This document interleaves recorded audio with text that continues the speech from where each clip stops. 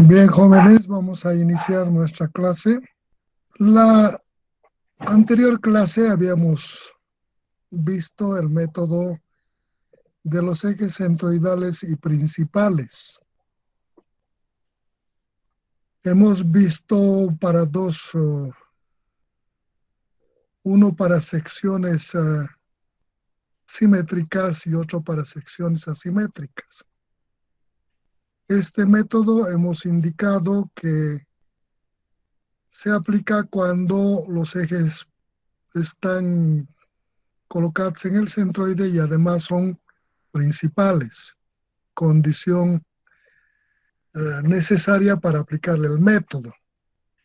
Hemos visto el proceso en los dos casos, secciones simétricas y asimétricas. Hemos ejemplificado, hemos determinado los esfuerzos correspondientes y la posición del eje neutro. Hoy vamos a ver el segundo método, que se refiere al método de ejes centroidales simplemente.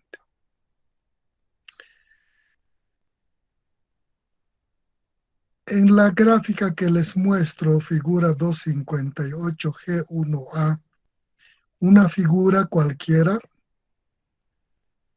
de forma, podría ser así, de hecho es una figura simétrica, irregular, en el que le estoy aplicando unos ejes en un punto O, X, Y positivos. Quiero determinar el esfuerzo en el punto P.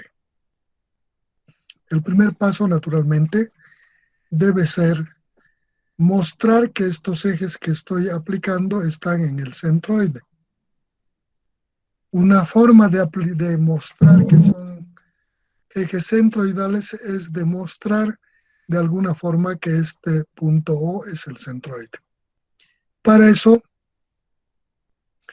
voy a determinar el esfuerzo en las curvaturas positivas en flexión asimétrica, el esfuerzo.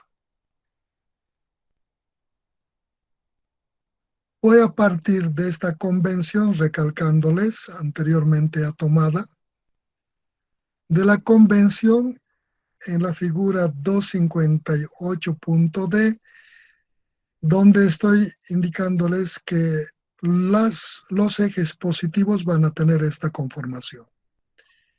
A la derecha X positivo, hacia abajo Y positivo. En la figura 258F, en esta que estoy remarcando con el puntero, momento positivo representado por un vector de doble punta en el sentido del eje X positivo, momento en X positivo. El momento en Y positivo, cuando tenga el sentido, el vector de doble punta planteado en el sentido del eje y este será el momento en Y positivo. En la figura 258D2, aquí, en la gráfica, estoy mostrándoles la curvatura positiva, K sub Y, que tiene esta conformación, el eje vertical Y y el eje longitudinal Z, en el plano YZ. Entonces aquí estoy mostrándoles que esta curvatura es positiva cuando tracciona todo lo que queda encima del eje X y debajo del eje Y con prima. La curvatura positiva en el plano XZ, aquí en la figura 258D.2b, estoy mostrándoles aquí cuando en el plano la curvatura tiene este sentido. Quiere decir, respecto al eje, está en el plano horizontal XZ, quiere decir que en esta dirección del eje X comprime y en esta dirección negativa tracciona. Entonces, con esta aclaración de los signos, procedo a determinar el esfuerzo en este punto P.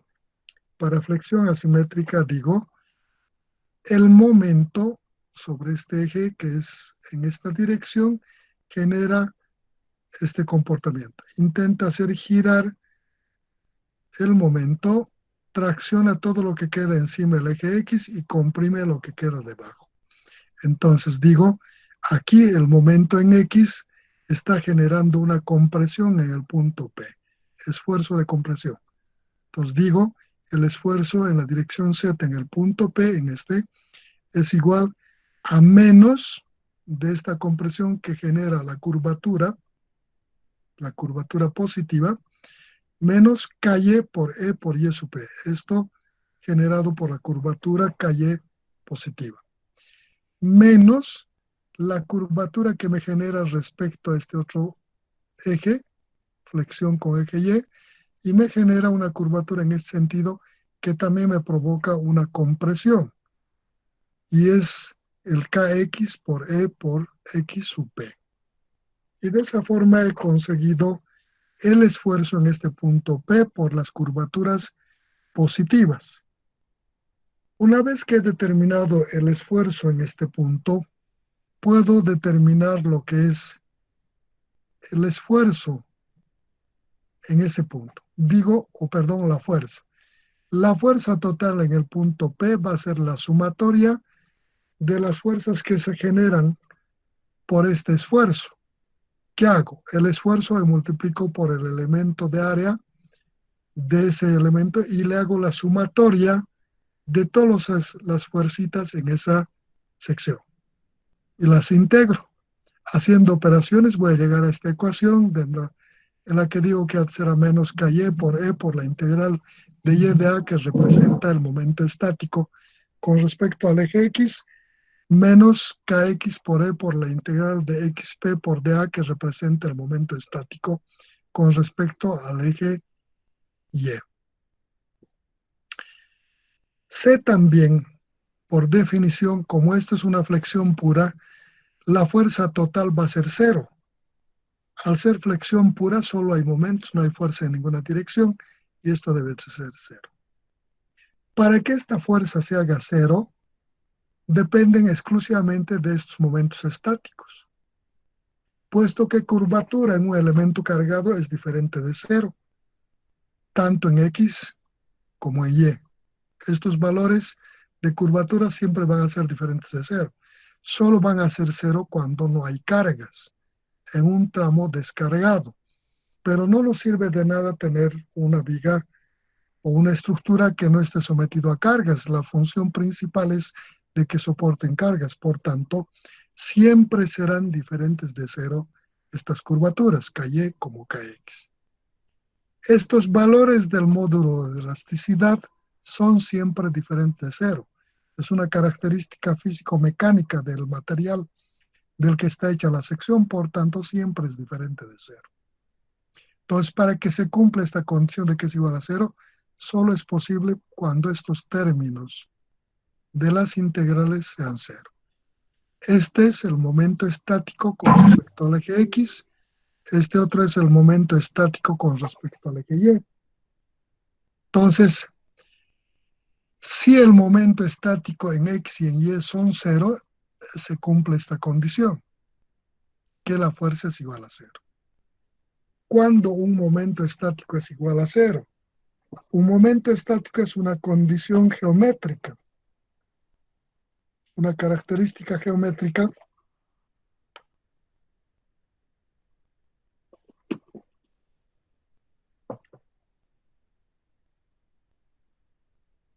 que puede ser cero cuando, en el caso del momento estático en X, lo que queda encima del eje X me genera un momento estático con un signo.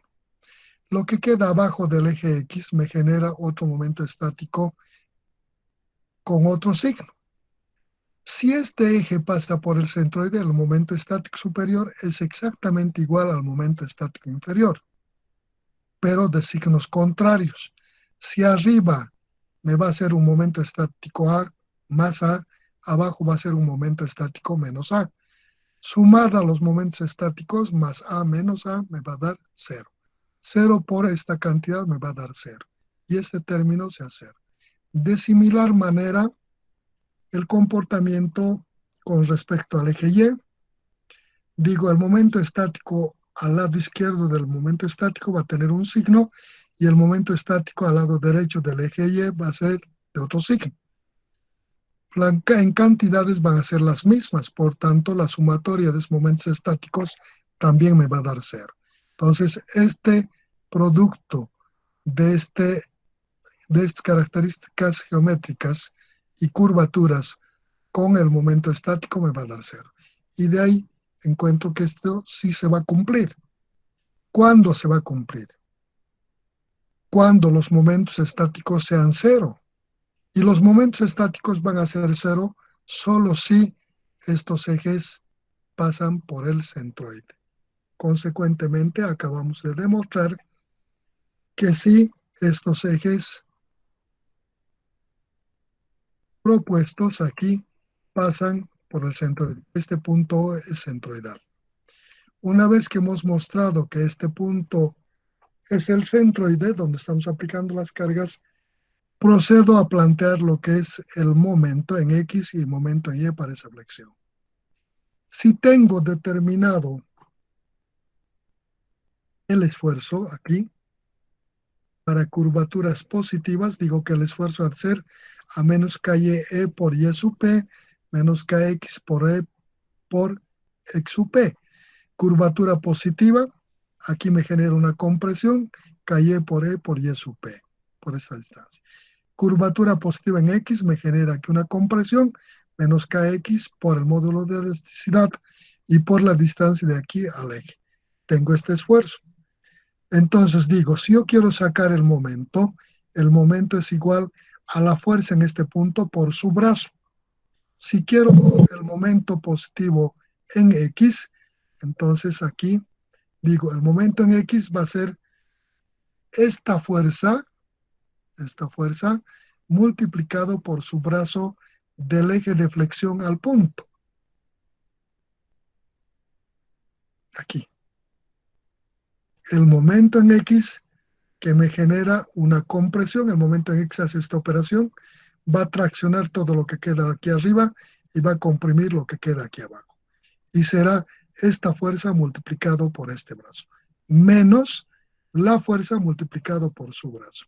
Entonces, aquí tengo la fuerza, le multiplico por ese brazo Y sub P y tengo el momento correspondiente a X.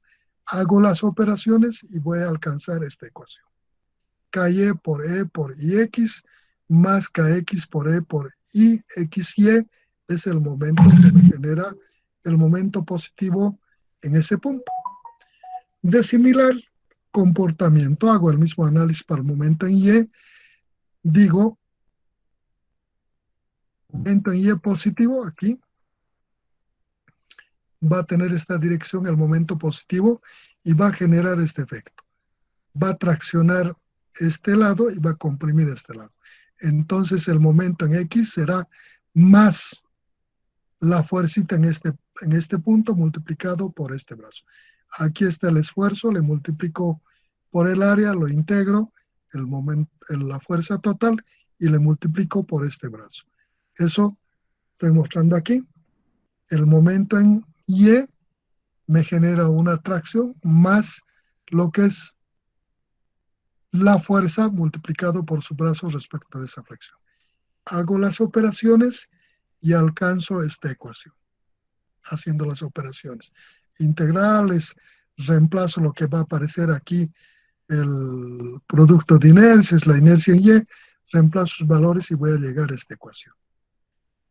Y tengo un sistema de dos ecuaciones, una que representa el momento en X y la otra que me representa el momento en Y, en términos de las curvaturas en X y Y y de las características físico-mecánicas del material, el módulo de elasticidad, y de las características geométricas del material como es la inercia y los productos de inercia. Entonces, estos momentos son difíciles de cuantificar porque están en base a la curvatura. Esta curvatura, para cada problema en particular, toma un valor. A partir de aplicada la carga, sí este se vuelve constante, pero hay que cuantificar para determinar este valor. Entonces, yo voy a hacer que la formulación matemática esté en términos cuantificables de la carga externa y de las características geométricas de la sección. Entonces, para eso, de estas dos ecuaciones, ecuación 1 y ecuación 2, sistemas de dos ecuaciones con dos incógnitas, determino las curvaturas. De estas dos ecuaciones saco las curvaturas. Despejo, hago las operaciones algebraicas y encuentro que la curvatura en X va a corresponder a esta ecuación. Esta va a ser la ecuación que me determina la curvatura en X, que es igual a menos a esta división que representa en el numeral, en el numerador, momento en Y por inercia en X más momento en X por el producto de inercias dividido sobre esta cantidad, que es el módulo de elasticidad que multiplica a esta diferencia del producto de las inercias menos el producto de inercias al cuadrado. Y lo mismo el diferencial Y. Para poder simplificar estos términos, aquí, para hacer menos largo y más fáciles de procesar, estoy diciendo que esta cantidad le voy a llamar W1, solo para facilitar. Estoy diciendo que el momento en y X más momento en X por el producto de inercia, este término le estoy denominando W1. De similar manera le estoy llamando a este término W2, aquí tengo. Y como este término del denominador en ambos casos de las curvaturas es igual, estoy diciéndole que le voy a denominar W3. Haciendo estos reemplazos en W3 y colocando en esta ecuación las curvaturas, estoy determinando o estoy mostrando la ecuación que me permite determinar el esfuerzo en cualquier punto en función de las características geométricas y la carga externa. Aquí está. Digo, el esfuerzo en la dirección Z en el punto P ha de ser igual a W1, que representa esta magnitud, por su coordenada en X de ese punto, menos de la ecuación del esfuerzo, el W2, que representa esta cantidad, por su coordenada ordenada del punto, su posición del punto respecto al eje vertical, al eje horizontal, sobre el W1 que representa esta cantidad. Y de esta forma he encontrado una ecuación que me permite determinar el esfuerzo en el punto P, ¿no? En función de las características geométricas, la carga externa, ¿no? Totalmente cuantificable.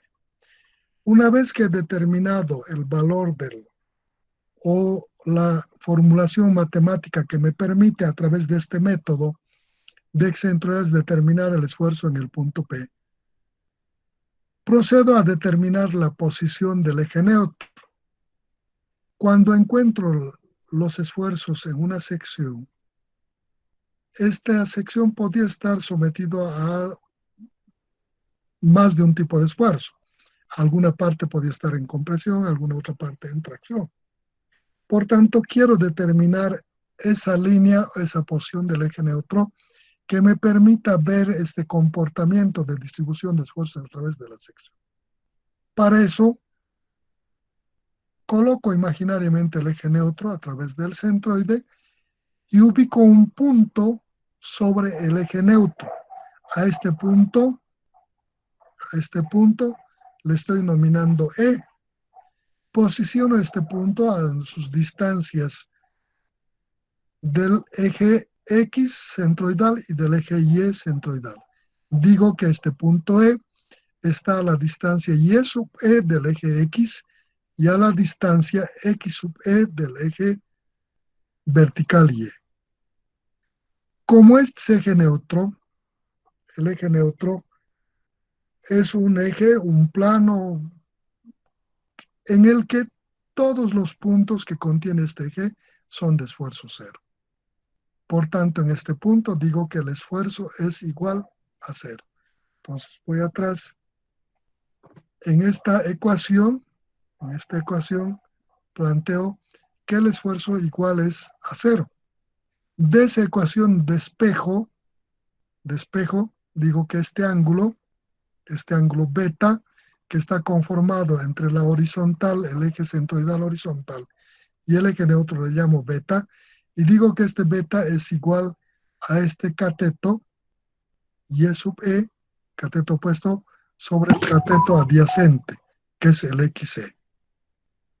Y de ahí despejo, digo el tangente de beta, este ángulo, y eso igualo en términos de la ecuación, de esta ecuación, digo que el esfuerzo en la dirección Z en el punto E es igual a W1 por X sub E menos W sub 2 por Y sub E sobre W sub 3.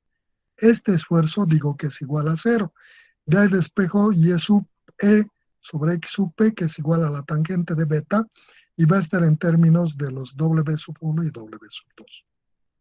Despejo y voy a decir que el beta, este ángulo, va a ser igual al arco tangente de W sub 1 sobre W sub 2. Y de esta manera he encontrado la ecuación que me permite determinar la posición del eje neutro. En términos de estos Ws que hemos denominado que son igual a estos términos. El W sub 1 es igual a esto y el W sub 2 igual a esto. Entonces, de esta forma, hemos determinado la formulación por el método de los ejes centroidales simplemente, tanto la ecuación que me permite en términos generales determinar el esfuerzo en un punto de la sección, como la posición del eje neutro. Una vez que he encontrado la formulación matemática que me permite determinar, les voy a plantear una aplicación práctica de una sección del mismo problema que resolvimos por el método de los ejes centroidales y principales. Ahora, simplemente resolviendo por el eje de los ejes centroidales, método de ejes centroidales. Y veremos de esta manera las diferencias que nos presenta cada método y en el grado de precisión que nos va a responder. Mismo problema para resolver por método de ejes centroidales y principales. Entonces, en la solución,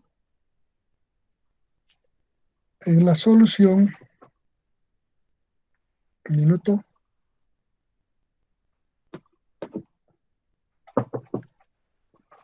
En la solución, el primer paso es que estos ejes con los que voy a resolver sean centroidales. Entonces, ¿qué tengo que hacer? Determinar el centroide. Para la determinación del centroide hago referencia de la sección a unos ejes por conveniencia colocados en esta posición. No implica que la posición es absoluta, pueden poner en otra posición, pero es bueno colocar de tal manera que esta posición me ayude al análisis de forma más simple. Por esta razón, tomo este punto como el origen de los ejes referenciales y les denomino U y B. Y lo coloco toda la sección en el primer cuadrante. Y digo que la posición del centroide, referido de esta forma, puedo calcular que U sub G es igual a la sumatoria de las áreas de los elementos discretizados de la sección por sus distancias en U a cada elemento sobre la sumatoria de todas las áreas. Para esto discretizo. Este es más fácil aplicarle cuando tenemos este tipo de figuras, compuestas de varias figuras simples, un rectángulo, otro rectángulo y otro rectángulo. Aquí está discretizado por las líneas verdes, en área 1, área 2 y área 3.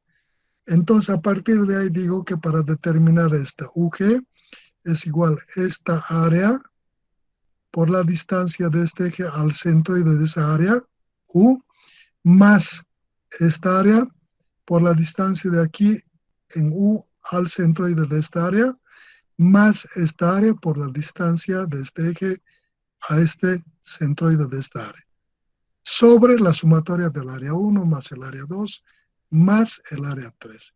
Haciendo operaciones me va a dar 5.5. De similar manera, paso a determinar la posición del centroide en la distancia BG.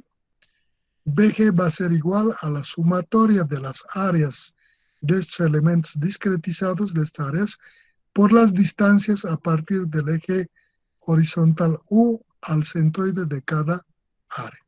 Digo, esta área multiplicado por esta distancia a partir de este centroide a este centroide más esta área por su distancia de este eje horizontal U al centroide más esta área por la distancia de este eje al centroide, sobre la sumatoria del área 1, área 2, área 3. Hago operaciones y me va a dar el valor de 6.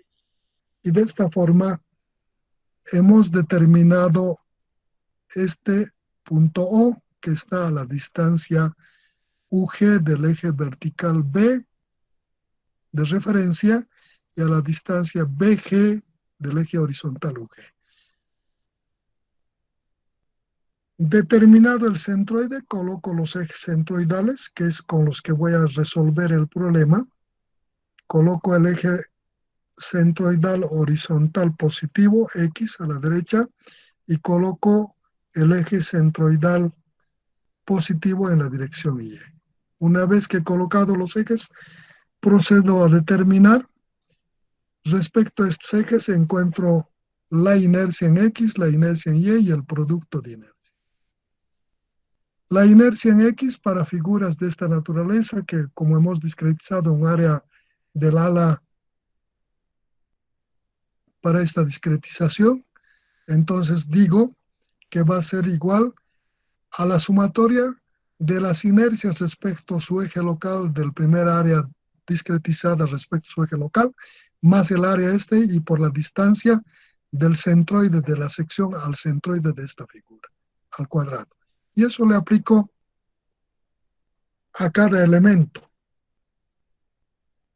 Para este elemento, su eje local X es este. Digo, base, este es un rectángulo, base por altura al cubo sobre 12, más esta área por la distancia de aquí al centroide al cuadrado. Y eso le aplico para este y para este. De esa aplicación voy a determinar la inercia en X y la inercia en Y respecto a sus ejes locales en Y de cada elemento. Los valores determinados, 447.33 centímetros a la cuarta en X, y en Y tengo 111,83 centímetros a la cuarta la inercia en Y. Para el producto de inercias, una ecuación discretizada en función de estas secciones discretizadas, de estas A1, A2, A3, dice que va a ser igual a esta área multiplicado por sus coordenadas respecto a este centroide, X1 y Y1, con sus signos referidos a estos ejes. Positivos a este lado en X, positivos en Y a este lado. Para este punto, esta distancia será X1 negativo menos esta distancia, y esta distancia también será negativa. Y entonces multiplico por sus distancias el producto, el área por su distancia en X y por su distancia en Y, y tengo el producto de inercias en la sumatoria de este elemento más la aplicación de este elemento y más este elemento. Ese producto nos da positivo para este caso, 165, bajo esa convención de signos, X a la derecha positivo y hacia arriba, perdón, hacia abajo positivo. También determino la posición de los puntos con sus signos referidos a ese punto. En el problema, aquí no está, pero en el planteamiento del problema tengo la posición de los puntos.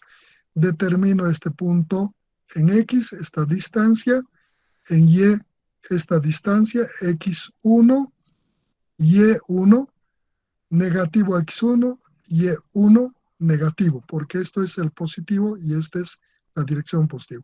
Y así para cada punto determino sus posiciones en X, en Y. X1, X2, X3, X4, 5, 6, 7 y 8, tanto en X como en Y, con sus respectivos signos. Luego procedo a descomponer el momento M en las direcciones de los ejes centroidales, que es con los que estoy resolviendo.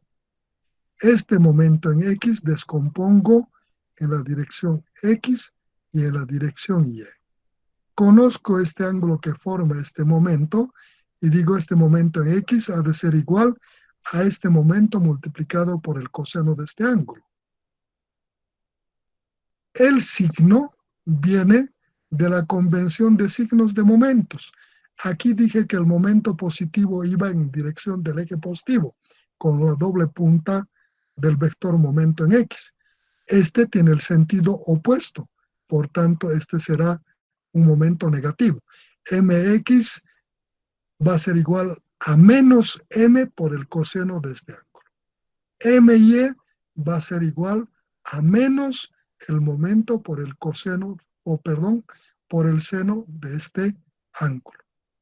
Porque el momento en Y positivo era en esta dirección, es en sentido contrario, y entonces me dan los momentos en X y en Y negativos. Vuelvo atrás y aquí están los momentos planteados con sus valores que ya están hechas las operaciones correspondientes.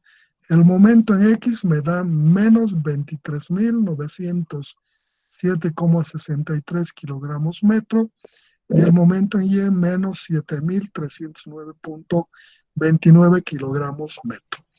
Tengo preparado la información para aplicarle para cada punto los momentos, las inercias respecto a estos ejes centroidales, simplemente, y las distancias de los puntos del centroide, de los excentroidales, a los puntos correspondientes. Tengo toda la información y puedo proceder a determinar el W1, W2, W3. En estas ecuaciones del W1, el momento entra con su signo. Las inercias X y Y siempre son positivas con su signo, más de la formulación desarrollada, el momento en X con su signo y el producto de inercia con su signo. Reemplazando estos valores con sus signos y haciendo las operaciones aritméticas, voy a encontrar que el W1 tiene un valor de menos 721.442.199,6 kilogramos centímetro cúbico. Aquí hay que tener el cuidado de manejar las unidades. Los momentos estaban en toneladas metros, aquí es descompuesto en kilogramos centímetro, por eso que se hace tan grande. Hay que tener el cuidado de utilizar unidades coherentes en el mismo sistema, no mezclar toneladas con kilogramos o metros con centímetros o de otro tipo de unidades. Entonces hago de similar manera reemplazar los valores en el W2 y voy a encontrar el W2 en kilogramos centímetro cúbico, que es las unidades que me da estas operaciones, y es igual a menos 387.962.199,5 kilogramos centímetro. Lo mismo determino el W2, la multiplicación de la inercia en X, inercia en Y, menos el producto de inercias con su signo al cuadrado que me da este valor. Una vez que tengo los valores W1, W2 y W3, planteo la ecuación para cada uno. Para el punto 1, este era el punto 1. Digo, el punto 1 va a ser a W1 de la formulación por su posición, la distancia del eje centroidal al punto, x1, con su signo, menos de la fórmula W sub 2, aquí está, con su signo, por y sub 1, la distancia de este eje al punto, esta distancia y sub 1, con su signo, sobre el W sub 3, y me va a dar este valor, 71.937.12. Y esto le aplico a cada punto. Aquí les he planteado las ecuaciones para cada punto. El esfuerzo en la dirección Z en el punto 2 ha de ser igual a W sub 1 por X sub 2 con su signo, este también entra con su signo, menos de la formulación W sub 2 por Y sub 2 con su signo sobre W sub 3 con su signo. Y me va a dar el valor. Y ese proceso he desarrollado para los 8 puntos, pero no les he puesto los puntos de estos, y ustedes van a desarrollar y me van a dictar los valores. Y naturalmente, la posición del eje neutro con la formulación que dice que es igual al arco tangente del W sub 1 sobre B sub 2, con sus signos, que me va a dar 61,73 grados. Procedo a ubicar este eje neutro en la figura 262.2.b, que me va a determinar el valor correspondiente o la gráfica correspondiente barriendo el ángulo a partir del eje X positivo en el sentido horario. Entonces agarro, mido ese ángulo beta de 62 fracción a partir del eje, ubico este punto, uno con el centroide, prolongo el eje a ambos lados y esa es la posición del eje neutro. En la determinación de los esfuerzos, he encontrado el valor del esfuerzo 1, digo que es tracción. Entonces podría, al conocer este esfuerzo en el punto 1, puedo decir si este es el punto de esfuerzo de tracción, todos los que quedan a este lado del punto 1, en el mismo lado del punto 1 respecto del eje neutro, van a ser tracciones. Entonces digo el punto 8, el punto 6 y el punto 3 que quedan en el mismo lado del punto 1 son tracciones. Y los que quedan al otro lado del eje neutro, respecto del eje neutro, los puntos 2, 7, 4 y 5, serán compresiones. Porque ya conocí esto y puedo asumir de estas tracciones llegan a este punto, se hacen cero, pasan al otro lado con esfuerzo contrario. Tracciones, compresiones. Y de esta forma he determinado los tipos de esfuerzo que tienen cada uno. Las magnitudes las determinan a partir de procesamiento de esta información. Entonces, por favor, ustedes hagan los procesos y me dictan. Yo les espero. El esfuerzo en el punto 2, en el punto 3, en el punto 4, punto 5, punto 6, punto 7, punto 8. Los espero, procesen y díctenme, por favor. En cuanto tengan, díctenme. Y pueden ir también comparando estos esfuerzos con el método anterior que hemos desarrollado. Y van a ver que en el otro método los valores no son exactos con este, tienen pequeñas variaciones. Esto es como consecuencia de la cantidad de operaciones que se ha realizado en cada método y aunque conceptualmente hemos partido de los mismos conceptos, por tanto, pero la cantidad de operaciones desarrolladas, los redondeos no nos van a permitir arrojarnos los mismos valores, pero sí muy próximos. Lo raro sería que les dé exactamente el mismo valor. Van a tener pequeñas variaciones. Lo que sí, lo que es la posición del eje neutro, el ángulo beta, este beta calculado por este método tiene un valor y el beta prima tiene otro valor. Pero si vamos a la gráfica, aquí tengo la gráfica de la posición del eje neutro, y superpongo esta gráfica con la gráfica de la posición del eje neutro por el otro método con los ejes centroidales principales o los ejes rotados, superpongo esto con el otro, el punto 1, 2, 3, igual hago coincidir la sección y van a ver que este eje neutro se traslapa perfectamente con el otro, con la otra figura determinada la posición del eje neutro por el método de ejes centroidales y principales. ¿Qué cambia? Cambia la posición de los ejes y el ángulo.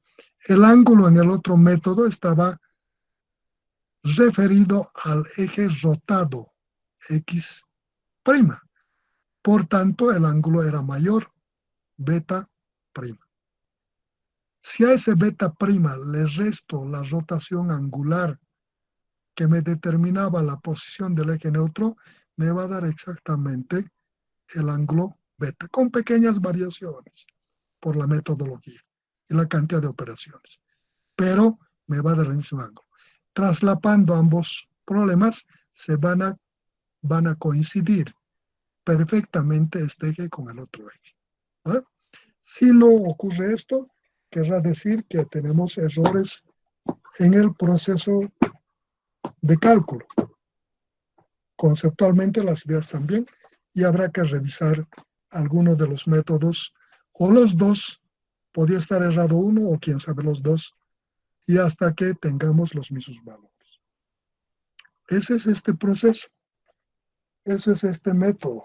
Entonces, yo espero en cuanto tengan, me vayan dictando estos valores, o si tienen alguna observación, algo que han detectado en la comparación de valores, comentarme lo que ustedes han visto. Espero. Punto 2. Pablo García me dice que en el punto 2 el esfuerzo es de menos 117.916.88. Está bien, Pablo. Sale ese valor, acabo de verificar. Pablo García me vuelve a dar una información. Dice que en el punto 3 ha sacado una tracción de 69.258.60. Está bien. ¿Alguien más ha sacado algún valor? Ya le enviamos los resultados. ¿Sí? ¿Han comparado con el otro método? ¿Qué tal les sale? Todavía no lo comparé, lo estoy comparando. Tienen los valores del otro método, ¿no? No hay mucha diferencia en los resultados. ¿En qué cantidad varían? Milésimo. O sea que ha salido bastante bien. ¿Has comparado la posición del eje neutro con el otro? Sí. Bien, ese es entonces este método. Como pueden ver, salen valores bastante próximos. Es un método bastante simple. Cada uno tiene sus bondades. Seguramente en el proceso, cuando vean las diferentes secciones en las que van a aplicar, van a poder apreciar las bondades que tiene cada método. De la práctica que hagan, de las prácticas que realicen, ustedes verán cuál método es más ventajoso en cada tipo de problemas. De todas formas, al ser este un proceso de aprendizaje, siempre es bueno que manejen los dos métodos, ¿no? Entonces creo que con esto estamos acabando la clase, a no ser que ustedes tengan algo que decir o algún comentario que quieran hacer, les escucho. Ingeniero, buenas tardes. Disculpe, tengo una consulta. Dime. En el caso de que la figura sea simplemente simétrica, o sea, que solo sea simétrica respecto a un solo eje, ¿Hay algún método en específico que se pueda usar o es que cualquiera de los dos va a funcionar de la misma Los manera? dos funciona, tanto el método de los ejes centroidales principales como este método de ejes centroidal simplemente. Pero te recalco una cosa, cuando la figura es simplemente simétrica, ese eje de simetría es principal. Por tanto, el otro eje perpendicular también es principal.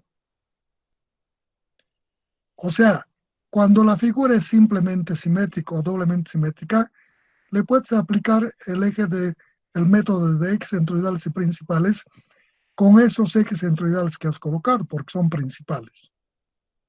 No cambia. Naturalmente, cuando el eje de flexión va a ser el de simetría o el de asimetría, tendrás que tomar tus previsiones, pero el hecho de que uno de los ejes sea de simetría, esos ejes ya son principales. Y el producto de inercias te va a dar 0. Por tanto, puedes aplicarlo indistintamente. Estos dos métodos que hemos visto son generales y se pueden aplicar mientras cumplan las condiciones a cualquier sección. El primer método de los ejes centroidales y principales le aplicas a cualquier figura cuando los ejes son principales y centroidales, o centroidales y principales. En figura simplemente simétrica, el eje de simetría es principal y el otro es también principal por consecuencia. Por tanto, es totalmente aplicable para simplemente simétricas o doblemente simétricas. Los dos métodos son generales, puedes aplicarles mientras cumplan las condiciones a cualquier figura. No sé si te he aclarado. Sí, ingeniero, está bien. Perfecto. ¿Alguna otra cosa más que quieran comentar ustedes? Bueno, entonces, al no haber nada más, ahí quedamos. Nos vemos la próxima semana. Chao, jóvenes.